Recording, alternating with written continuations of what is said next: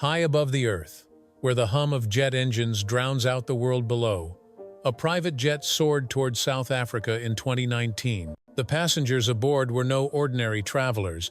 They were royalty, cloaked in the weight of public scrutiny and private privilege.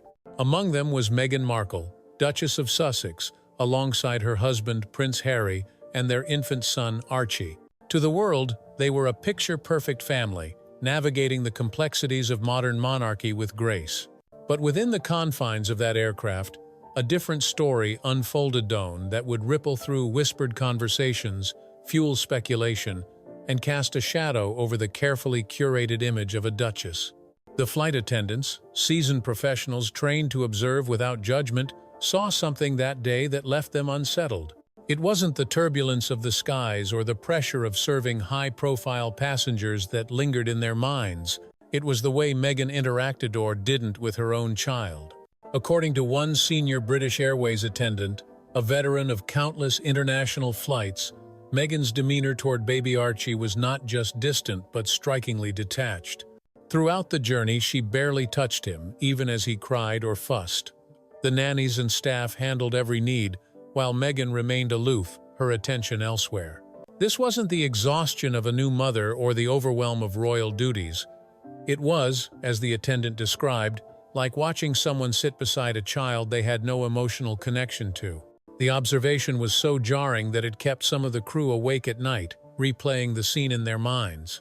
What they witnessed wasn't just unusual, it was deeply unsettling. And as the details of that flight began to leak, they painted a picture far removed from the warm, relatable image Meghan projected to the world.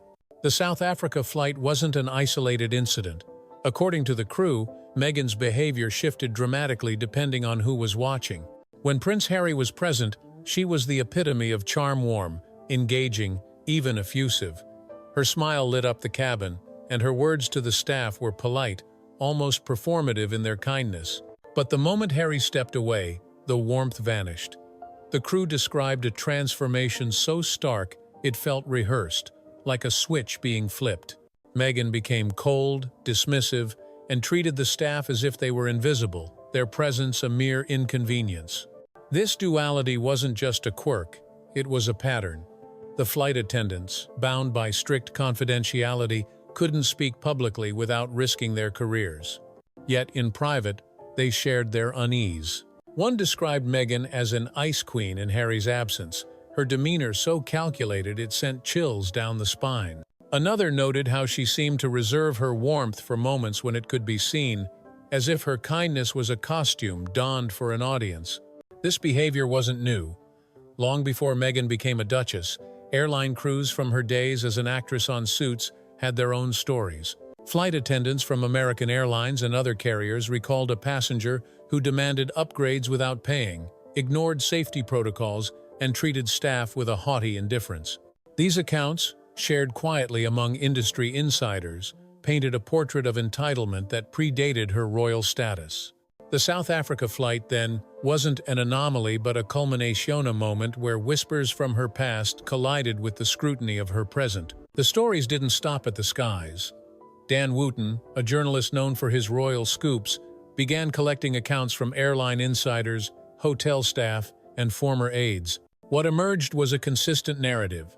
Meghan's public persona was a carefully crafted facade, one that crumbled behind closed doors. From her time shuttling between Toronto and Los Angeles for Suits, she had a reputation among crews as demanding and dismissive. One flight attendant recalled Meghan refusing to acknowledge basic instructions, her demeanor suggesting the rules didn't apply to her. Another described her insistence on special treatment, even when it disrupted service for other passengers. These stories challenged the narrative that Meghan's struggles began with the pressures of royal life. If the accounts were true, her behavior was not a reaction to the palace, but a reflection of her character. The South Africa flight, then, was a microcosm moment where the mask slipped in front of witnesses who couldn't unsee what they'd observed. For the crew, it wasn't just about a difficult passenger. It was about a mother who seemed disconnected from her own child, a detail so striking it defied explanation. As whispers from the flight spread, another figure entered the fray. Lady Colin Campbell, a British aristocrat with a knack for uncovering royal secrets. Known for her sharp tongue and sharper insight, Lady C wasn't one to indulge in idle gossip. But the questions surrounding Meghan's pregnancies had grown too loud to ignore. Public speculation, fueled by social media and tabloid headlines, pointed to inconsistencies in her appearance's baby bumps that seemed to shift in size and shape, movements that didn't align with typical pregnancy patterns, and a lack of transparency about the births of Archie and Lilibet. Lady Campbell took these concerns seriously, reaching out to palace officials not to stir scandal, but to address what she saw as a potential crisis. What she uncovered was a detail that raised more questions than it answered: Archie's birth certificate. Initially, it listed Meghan's full legal name, Rachel Meghan Markle, as the mother. But an amendment, requested by Prince Harry, removed her names entirely, replacing them with Her Royal Highness the Duchess of Sussex. The palace called it a clerical correction, but Lady C wasn't convinced. Such changes, she argued, were rare and typically made only when false information had been submitted. Why would a mother's name need to be erased from her child's birth certificate? The question hung in the air unanswered. For Lady Campbell, it suggested something deeper need to obscure or reframe the truth. The amendment wasn't just a bureaucratic quirk, it was a red flag, one that fueled speculation about the circumstances of Archie's birth. The mystery deepened when Meghan's family entered the conversation. Thomas Markle, her father, learned of Archie's birth not through a personal call or heartfelt letter but through the news, like a stranger. This wasn't a one-off oversight. It was a pattern of exclusion. Thomas, once close to his daughter, had been shut out of her life, left to piece together milestones through tabloids. His confusion was palpable, his public statements tinged with heartbreak rather than anger. Then there was Samantha Markle, Meghan's half-sister, who was far less restrained. She claimed Thomas had told her something curious. 9 months before Archie's birth, Meghan had picked up her frozen eggs. The detail was specific, almost too specific to be dismissed as gossip. Why would Meghan collect frozen eggs if she was planning a natural pregnancy? The timeline didn't add up, and Samantha didn't shy away from the implications. She openly questioned whether Meghan had given birth at all, pointing to the shifting baby bump, the controlled photo ops, and the absence of typical royal birth details, like hospital announcements. Samantha's skepticism wasn't just personal, it tapped into a broader unease. Social media buzzed with theories about surrogacy, fueled by Meghan's carefully managed appearances and the lack of candid, unpolished moments. Unlike other royals, whose pregnancies were documented with hospital visits and public sightings, Meghan's seemed shrouded in secrecy. Every photo, every announcement felt like a production, leaving room for doubt to fester. Meghan's public persona as a mother was flawless. Birthday photos of Archie and Lilibet were released with precision-glossy, heartwarming images that captured the world's attention. But behind the scenes, those who worked closely with her told a different story.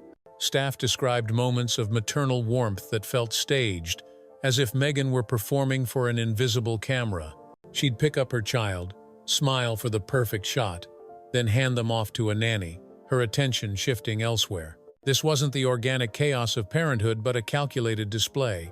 Former aides and hotel staff whispered about her insistence on controlling every detail: lighting, angles, even the background of family photos. Nothing was left to chance. The children appeared in public only in carefully curated doses, their images more like product launches than family memories. There were no blurry park candids, no paparazzi shots caught off guard, just polished visuals that screamed PR. Meanwhile, Thomas Markle had never met his grandchildren. The distance between Meghan and her family wasn't just physical, it was a chasm of secrecy. Thomas's public pleas were met with silence, his confusion growing into suspicion. Why would a daughter cut her father out of such monumental moments? Why would a mother go to such lengths to control the narrative around her children? As doubts about Meghan's behavior grew, her PR team worked overtime to counter the narrative. One story, in particular, stood out. An American Airlines flight attendant claimed Meghan left a handwritten thank you note on her seat, describing her as a gracious dream passenger. The anecdote went viral, painting Meghan as a thoughtful duchess who charmed everyone she met. but industry insiders raised their eyebrows. Airline staff are strictly prohibited from sharing details about passengers, a policy designed to protect privacy. The speed with which this story hit the press, coupled with its glowing tone, felt suspicious.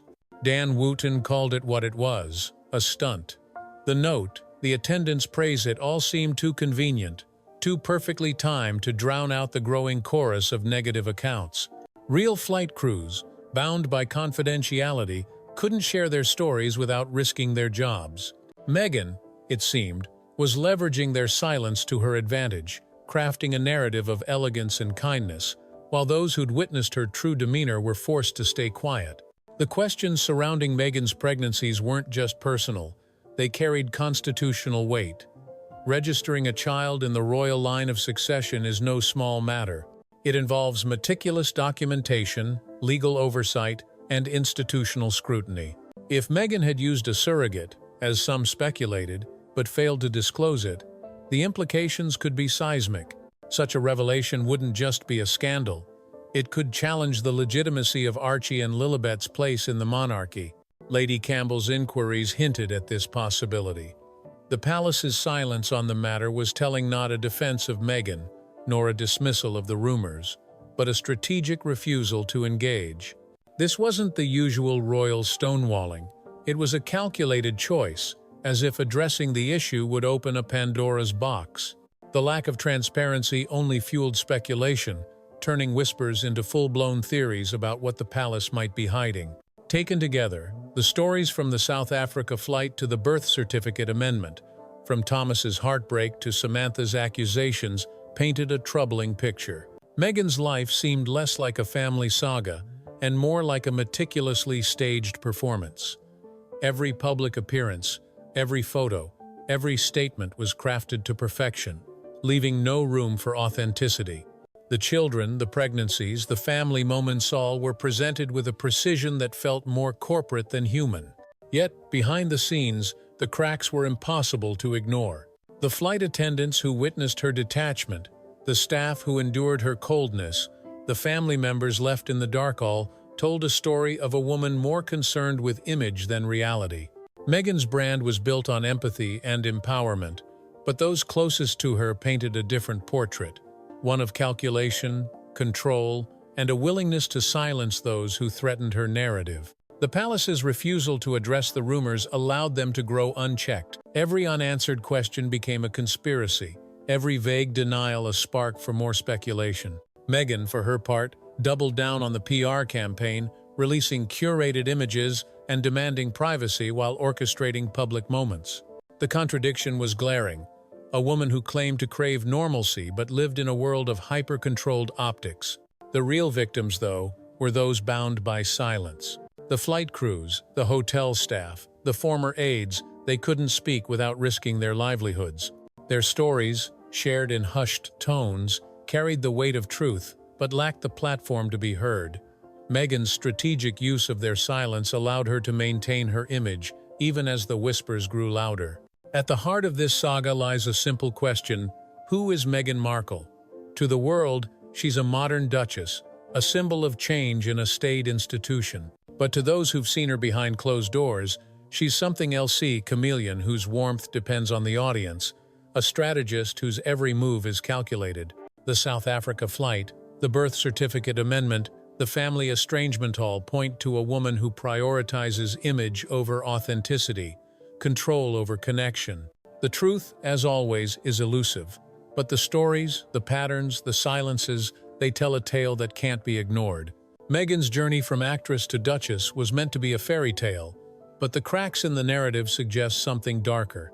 Whether it's a story of deception, detachment, or simply a woman overwhelmed by the weight of expectation, one thing is clear: the truth is rarely as polished as the image. 5 years after that fateful flight, the questions linger. The palace remains silent, the family remains fractured, and the public remains divided. Meghan's story is a reminder that perception is a powerful tool, but it's a fragile one. When the curtain falls, when the cameras stop rolling, what's left is the reality, a reality that, for Meghan Markle, seems shrouded in mystery. And as the world watches, waiting for answers, The echoes of that South Africa flight continue to reverberate, a whisper of doubt in a world of carefully crafted truths.